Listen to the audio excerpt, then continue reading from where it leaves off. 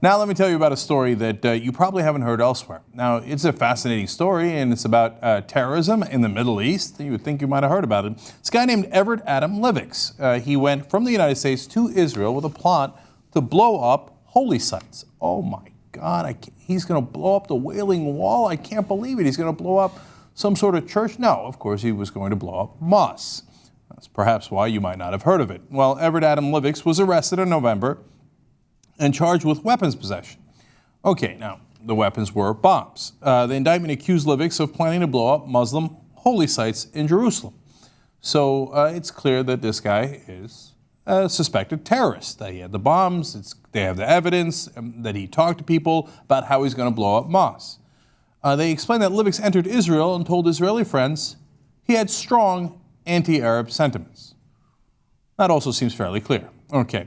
The Justice Ministry said the man that they identified as Livix, that's the Israeli Justice Ministry, underwent a psychiatric evaluation Tuesday after his indictment Monday on charges of illegal weapon possession and overstaying his visa by more than a year. So, now why do I bring you this story? First of all, because nobody else is bringing it to you, and it's interesting, right? I mean, a guy planning to blow up the most holy mosques in the world, right? This is the ones that Muslims find most sacred.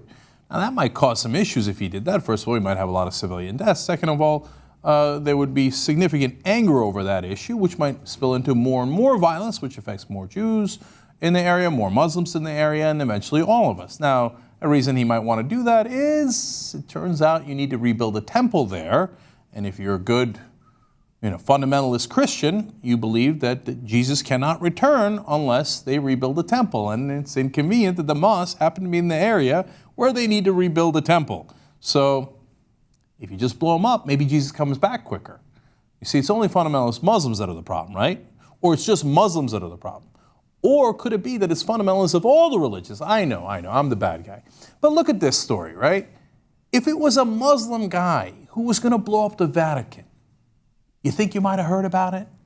You think that might have been covered 24/7? It's a Muslim guy who was going to plant bombs to blow up the Wailing Wall. You don't think that would have been all over the news? It's a Christian guy who was going to blow up mosques. Well, it's not connected to anything else. When Muslims do it, it's all connected, right? They're all have some sort of Vulcan mind meld, and they're talking to one another, and they all coordinate, right? Even in cases where it is proven that they didn't coordinate with anyone, right? But when a Christian does it, immediate psychiatric evaluation, he's obviously mentally ill.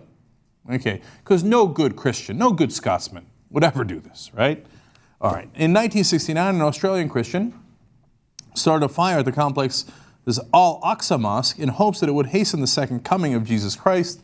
The man, Dennis Michael Rohan, was subsequently committed to a mental institution. So this is not the first time this happened. It's happened a couple of times before. It's usually for the same reason. Jesus is coming back. And when a Palestinian, for example, if we were to do a terrorist attack in that area, because that's where Palestinians are, do they immediately do psychiatric evaluations and then bring them to mental institutions and try to get them help? No, not really, right? But if a Christian does it, well, come on, man. It's a one-off thing. He's crazy. Of course, let's mental institution, psychiatric evaluation, and whatever you do, do not cover the story, okay? Because it's just an isolated incident. Okay. So, look, all the stories are interesting, and they should all be covered, and they should be covered in a just way and explain that, yes, people who go to blow up things are usually crazy.